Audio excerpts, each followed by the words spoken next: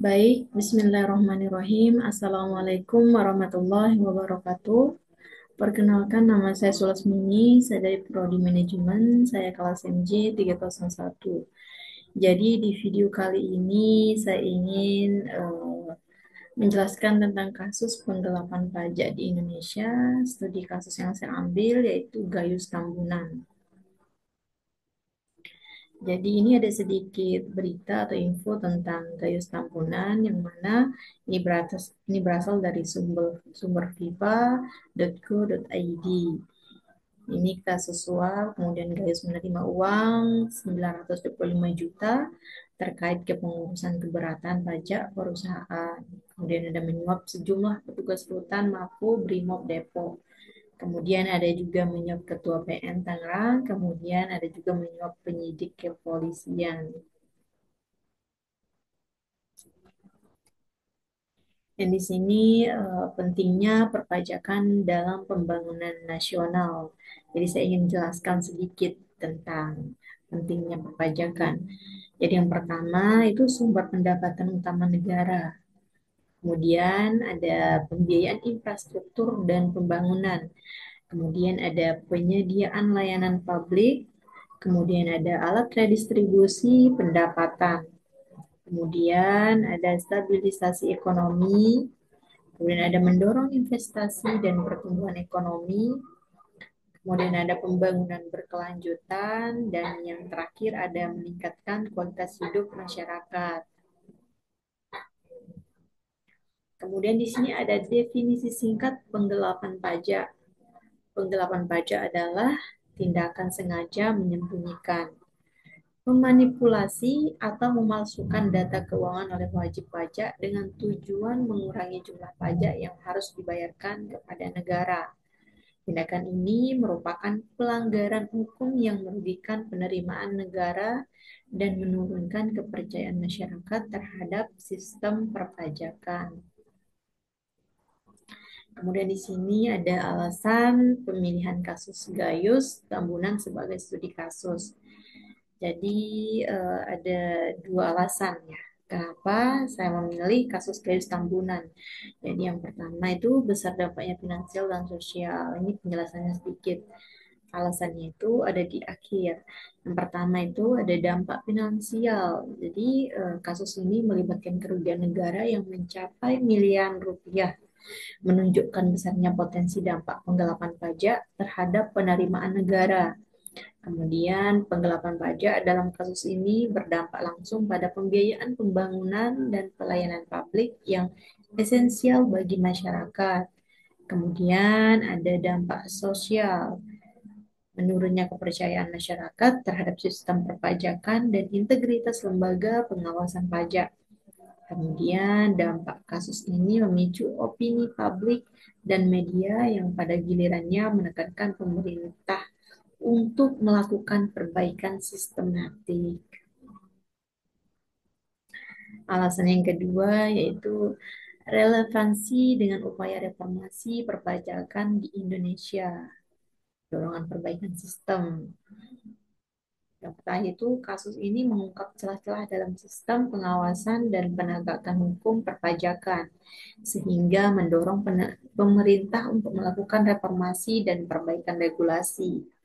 Kemudian ada implementasi teknologi dan transparansi menjadi momentum bagi penerapan sistem digital, misalnya e-faktur, e-billing, guna meningkatkan transparansi dan akuntabilitas dalam pengelolaan pajak.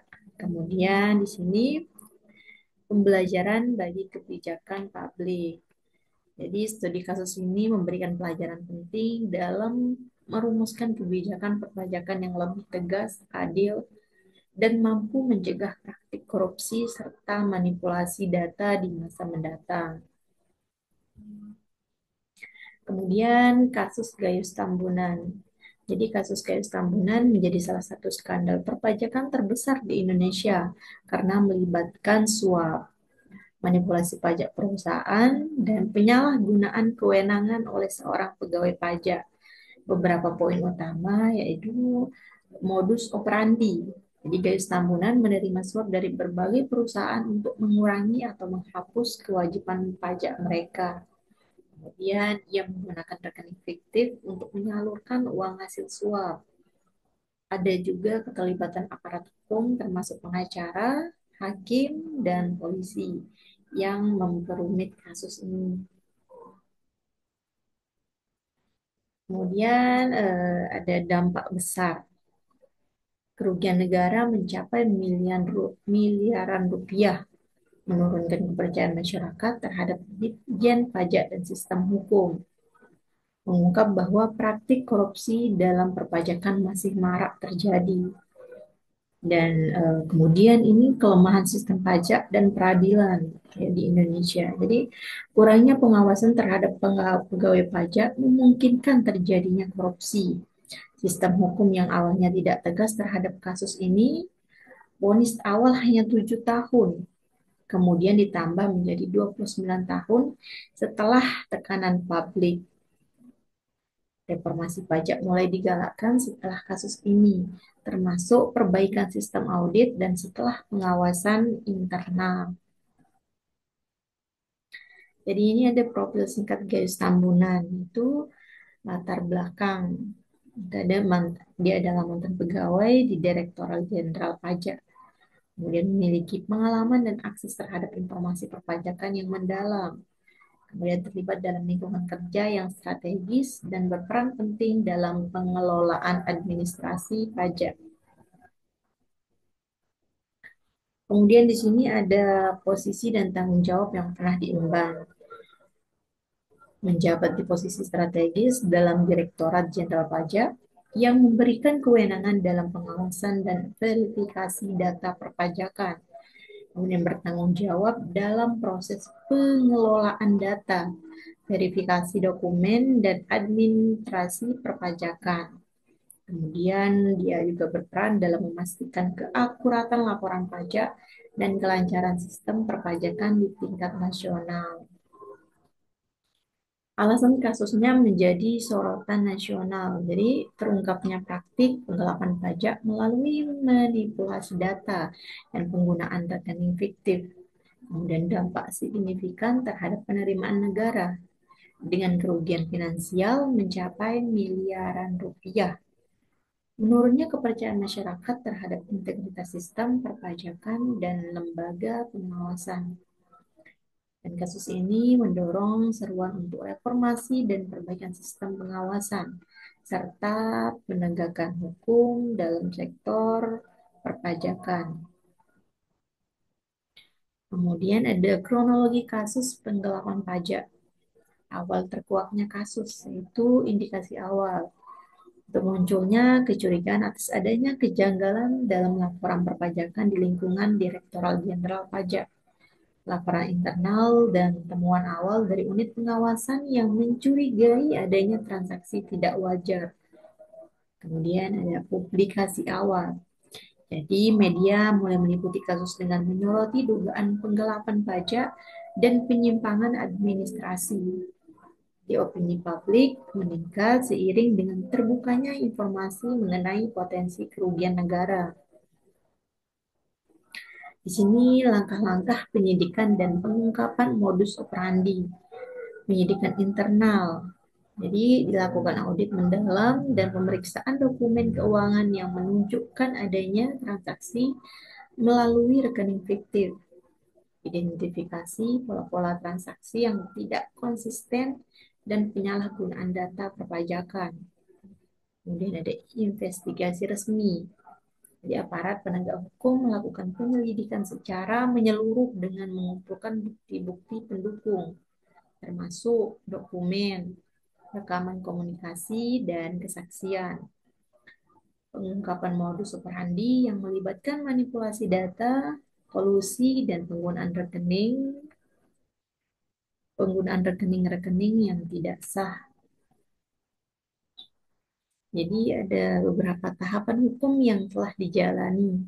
Yang pertama itu penyelidikan awal. Jadi pemeriksaan awal oleh unit pengawasan internal dan auditor untuk mengonfirmasi adanya pelanggaran. Kemudian ada penahanan dan investigasi lanjutan. penahanan terhadap tersangka utama dan rekan-rekan terkait guna mengamankan bukti dan mencegah hilangnya data. Kemudian ada proses persidangan. Kasus ini diajukan ke pengadilan dengan dakwaan resmi dan pembuktian atas penggelapan pajak yang terjadi. Kemudian ada persidangan melibatkan presentasi bukti, pemeriksaan saksi, dan pembelaan dari pihak tersangka. Kemudian putusan hukum. Pengadilan menjatuhkan sanksi pidana dan denda berdasarkan tingkat keterlibatan pelaku serta besarnya kerugian negara yang ditimbulkan. Kemudian pembelajaran dari kasus Gayus Tambunan. Jadi kasus Gayus Tambunan menjadi pembelajaran penting bagi sistem perpajakan dan peradilan di Indonesia. Ada beberapa poin yang bisa dipetik dari kasus ini adalah yaitu pentingnya transparansi dan akuntabilitas dalam sistem pajak. Kemudian ada kebutuhan pengawasan yang lebih ketat terhadap aparat pajak. Kemudian perbaikan sistem peradilan dan penegakan hukum. Kemudian ada reformasi kebijakan pajak di Indonesia. Kemudian meningkatkan kesadaran publik tentang bahaya korupsi pajak. Dan berikut daftar referensi atau daftar pustakanya. Baik, itu saja penjelasan dari saya. Kurang dan lebihnya mohon maaf.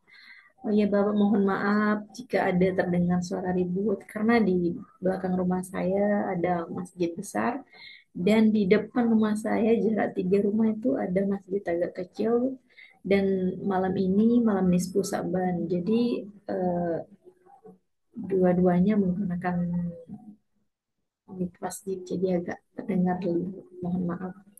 Mohon maaf. Wabillahi taufiq wal hidayah. Wassalamualaikum warahmatullahi wabarakatuh.